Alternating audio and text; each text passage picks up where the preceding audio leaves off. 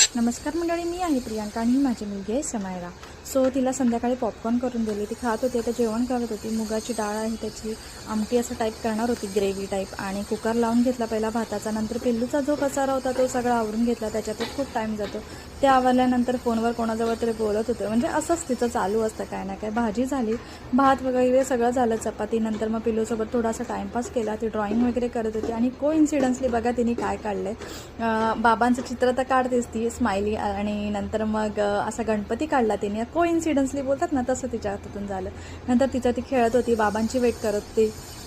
दीपक आला, मग तसं पटकन आरतीला जायचं होतं. तसं पटकन कपड्याची प्रेस केली, कारण का कुर्ती वगैरे सहसा